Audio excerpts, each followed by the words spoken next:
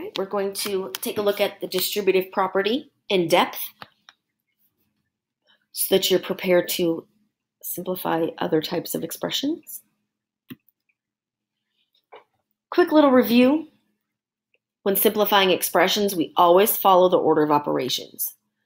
Problem is, things are a little different now because before, when you've used the order of operations, all you have are numbers.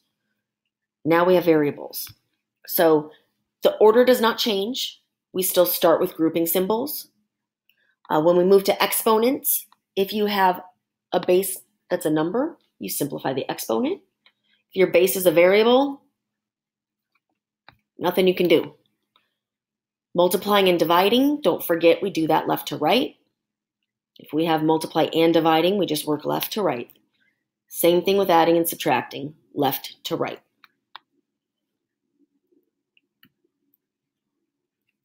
So let's review the distributive property in action.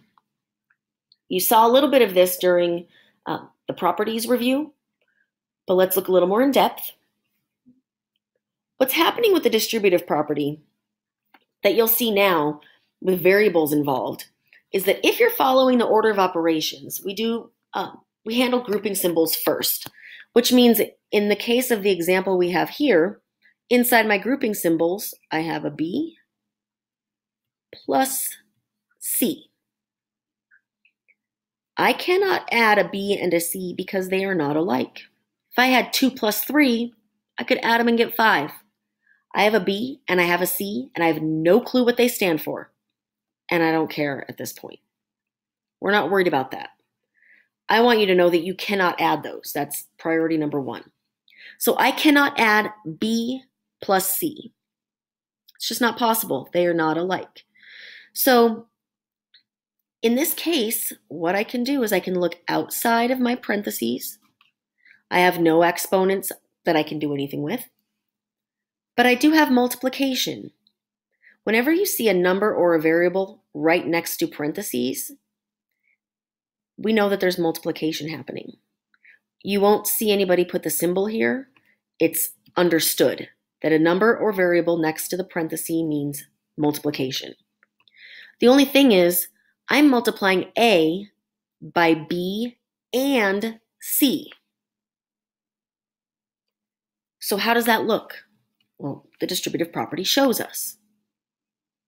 I'm going to multiply the A times B and A times C. So the A is distributing into the parentheses. So we end up with A times B plus A times C. Now, one of the things that will be important to remember, the distributive property works best when you have an addition problem inside the parentheses. Technically, it can be done with subtraction. However, there's so many new things that are happening, and positive and negative numbers and subtracting starts getting frustrating, and a lot of students make a lot of errors. So in order to avoid as many errors as possible, we want to always have addition inside those parentheses when we distribute. So I'm just going to make a statement that you must have addition.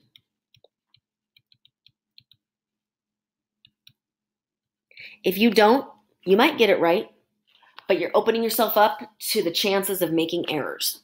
If you force a subtraction problem to become addition using our properties, things go a lot more smoothly.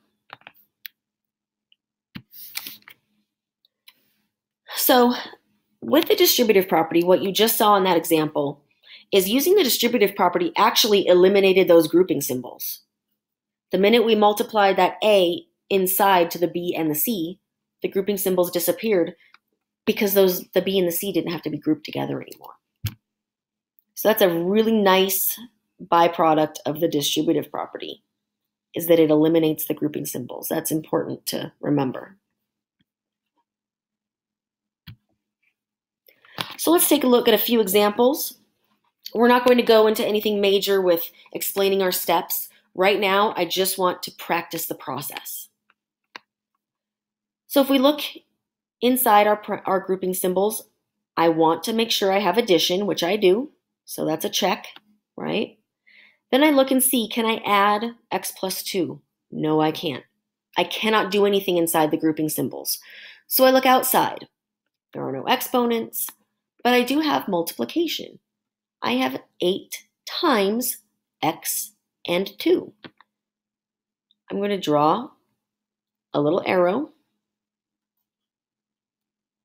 I like to circle that number at first, just so I can clearly see what I'm distributing. So this A is getting the 8 is getting multiplied by x. And, remember, whenever you hear and, you think addition. And 8 is multiplied by 2. For now, definitely include this step where you show the multiplication. To be honest, if you make errors through your work, if you don't put this step, at least at first, it'll be hard to tell where your errors are. So my simplified expression ends up becoming 8x plus 16. On a little side note, just in case you're looking at this saying, how did she get 8x? If I look at 8 times x, I have a digit of 8 as my first factor, and I have an x over here, but I don't have any number to multiply. If I include my 1 that's actually the coefficient of x, when you're multiplying numbers and variables, you actually multiply the digits and keep the variable. With exponents involved, things are a little trickier, but you're not going to see that quite yet. So all you need to know is that when you're multiplying a number times variables, the number multiplies by the coefficient. If you don't see one, you know it's a 1. Okay, so this is just a little bit of a side note in case you got confused in my step here. Next example. First thing we look for is subtraction. I have that, so I have a little issue I need to fix. That subtraction has to become addition.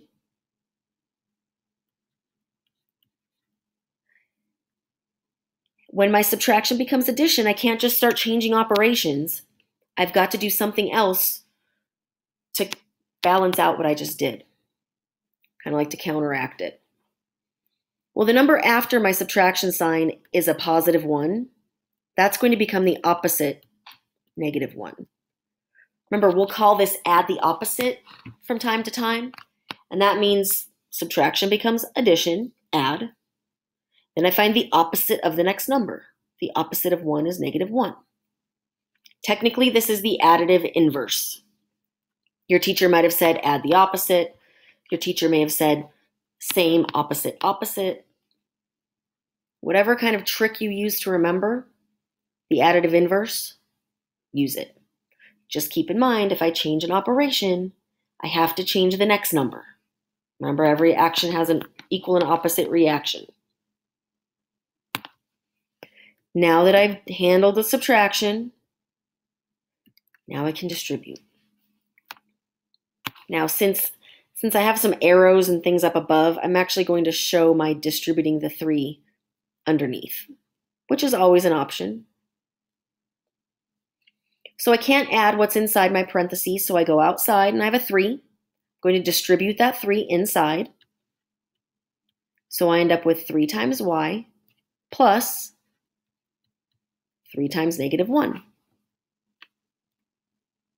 3 times y is 3y. 3 times negative 1 is negative 3.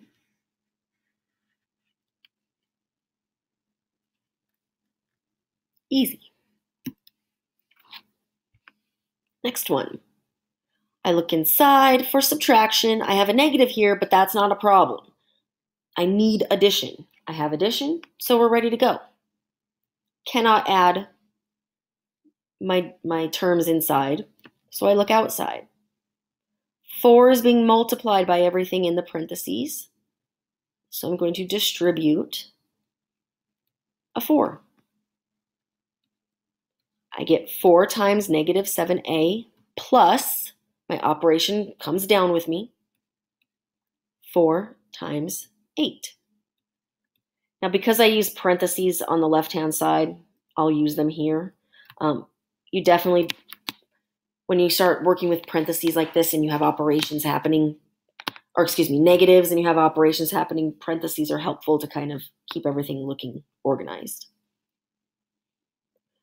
So now when I'm multiplying numbers and variables, the numbers and coefficients actually multiply.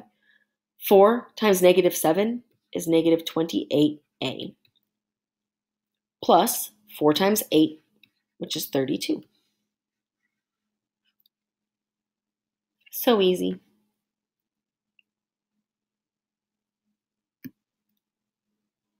Our last example. First thing we look for is a subtraction problem, because that is a problem. This negative 2 is not a big deal. I don't care what this first number is. This little guy is what I have a problem with. Subtraction becomes the opposite, which is addition. But if I change one opposite, I've got to go to my next number and make that also the opposite. Go ahead and copy down the rest of my expression. Now I can't add what's inside my parentheses, so I come outside. I have a negative 2 that gets distributed. Not just the 2, the negative 2. So I'll circle that and go ahead and draw my arrows. Definitely include these arrows. Creating the muscle memory of showing what you're distributing and where it's distributing to is a process that will help you remember what to do. Negative 2 times 3, p, plus negative 2 times negative 9. I didn't use parentheses in the front, but I totally could have. I could parentheses everything if I want. These parentheses are not considered grouping symbols. They're just separating operations from negatives. Negative 2 times 3p. I multiply negative 2 times 3 and get negative 6. Bring that p down. Bring addition. Negative 2 times negative 9 is positive 18. If you're struggling with the operations with the integers, it's definitely something you'll want to practice. That needs to become the easy part. So one of the first things you might see that may throw you off a little bit, something you haven't maybe seen before. What if there is a negative sign to the left of the parentheses?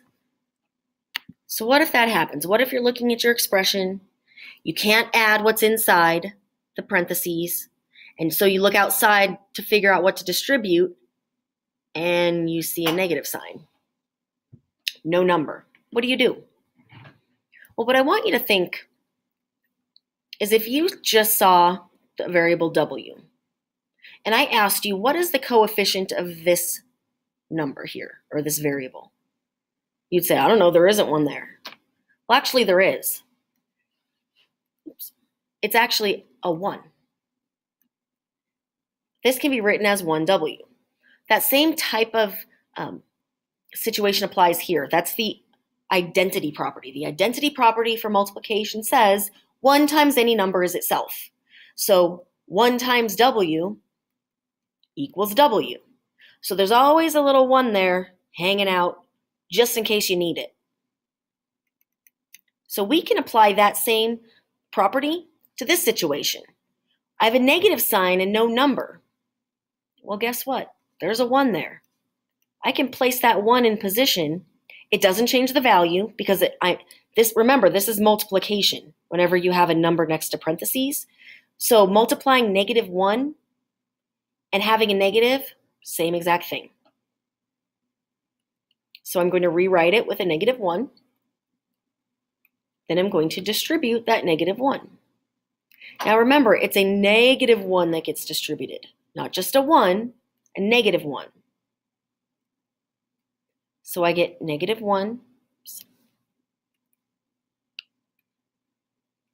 times 5w plus negative 1 times 10.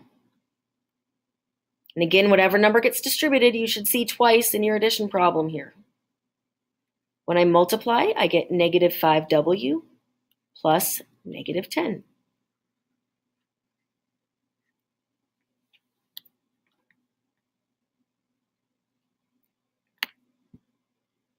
Now, the next situation you might see that may throw you off a little bit.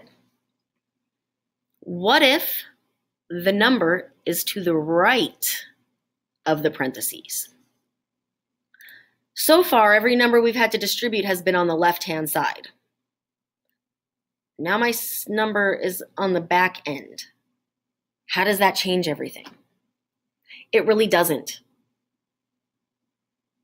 It just, depending on the problem that you get, it's where the number is written. Remember, having a parenthesis right next to a number means multiplication. So it doesn't matter what side we're on. This 7 is going to distribute inside. The only thing, and I hope you noticed, is that we do have a little problem here. I have a subtraction sign. Let's just take care of that from the get-go. Subtraction becomes addition. My 3 becomes negative 3. And then we can go ahead and copy the rest of our expression. So again, I can't add anything inside, so I look on the outside. I don't have a number to the left to multiply, but if I look to the right, there's no operation in between, so that means multiply. 7 times negative 3, 7 times negative 2c. Now, I do know the variables are going to come first in my answer, so I'm just going to go ahead and multiply 7 times negative 2c first. Bring down my addition sign, then multiply 7 times negative 3. 7 times negative 2c is negative 14c. 7 times negative 3 is negative 21.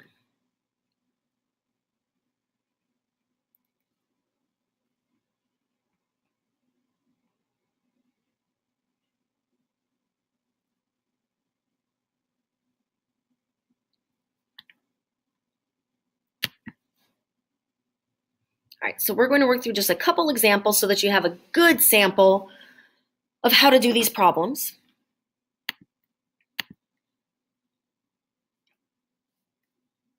We are going to include these charts. Those first few examples were just kind of getting your feet wet. So the first thing we're going to look for, we have to have addition.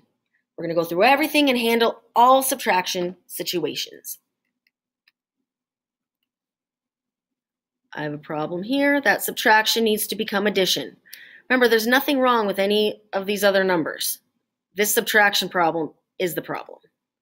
Then I have a negative 1. The opposite of negative 1 is positive 1. And then I'm just going to copy the rest of my expression. Draw my distributing arrows. Now at this point, you have a decision to make. You can write the multiplication problem, or you can go straight to the answer, or to the simplified expression. If you feel comfortable multiplying in your head here, go for it. 6 times x is 6x, plus 6 times 1 is 6. Now we do need to fill in our chart here and describe what we did. And some of you will like to do this in this order, so we'll try it this way. But to get from my original to this first expression here, I completed the additive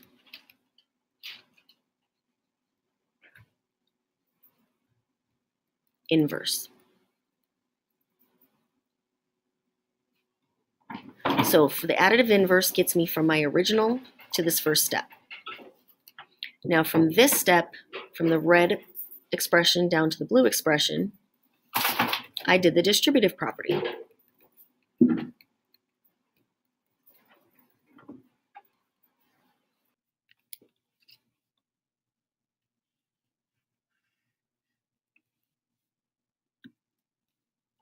Next example.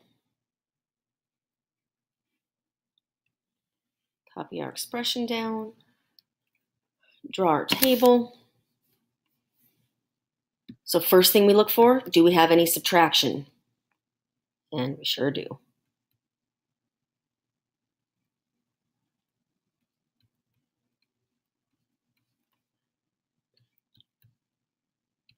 Copy down the rest of our expression. Now, if you felt like it was tricky to do the whole problem first and then fill in the properties, that's very normal. If that made you a little uncomfortable, then we'll go line by line. So the first thing we did was the additive inverse. Now I look inside, nothing to simplify, so I distribute this -5. -5 times 10 is -50, plus -5 times -2y would be 10y. -5 times -2 is 10. And that was the distributive property.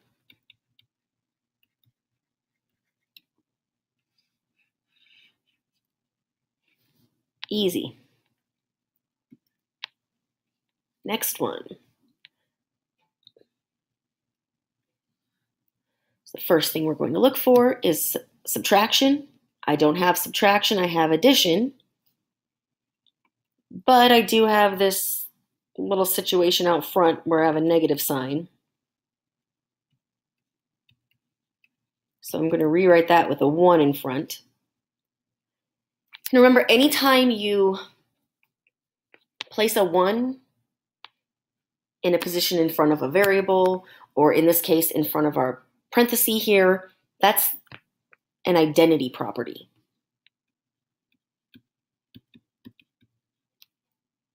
And you could even just write identity.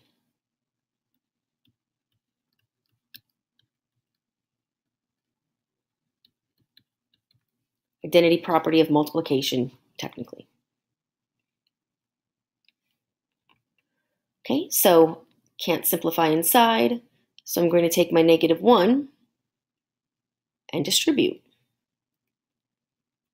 All of -1 distributes inside. -1 times -9a is positive 9a. -1 times positive 12 is -12.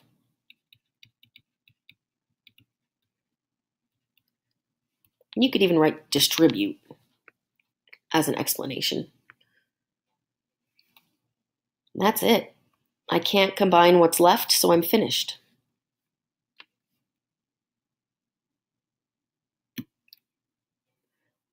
Last example.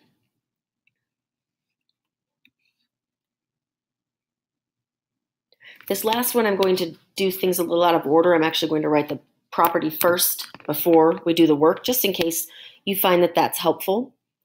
So the first thing I look for is subtraction. I don't have subtraction. I have addition. That's good. I can't add what's inside my grouping symbols, so I look outside. I don't have anything to multiply out front. I mean, there's a 1 there, but if I look on the back side, I have a 3 that can be distributed. So this 3 can be multiplied by the 5 and the 8k. So the first thing I'm going to do is the distributive property. Now remember, our order is important. Variables come first, constants are at the end. So I'm actually going to multiply my 3 times 8k first. But it's not 2k.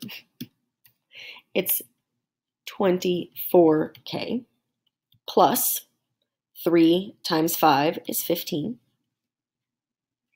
And that's it. Now I'm going to erase and just show you a couple options.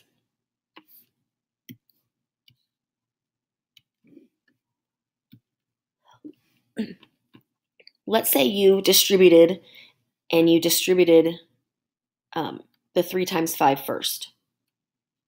And you got 15 plus 3 times 8k is 24k.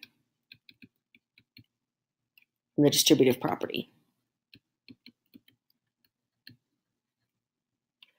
Then you look at this and say, oh, that's not in the right order. I need the k in front of the expression. Well, if you think about what property allows you to rearrange within an addition problem, see if you can remember that. What allows us to rearrange an addition problem? That's the commutative property. Okay, so that's one option of how you could have done your work. The last one I want to show you, and this is just if you think you would work on it this way. You don't have to copy these examples down, these extra ones. Let's say you are not comfortable with doing the work in your head. And you want to say 3 times 8k plus 3 times 5. So if you would rather have that step where you show the multiplication, the way that would look is the first step would be distributive property. And then let's see what happens. 3 times 8k becomes 24k. 3 times 5 becomes 15. Now, when you're thinking about what to write here, what did we do? What did we do from the first step to the second step? All I did was multiply. So that's all I would write. What's happening on the right-hand side is just you describing the steps you're taking. What proves that you can do what you just did? And that's it.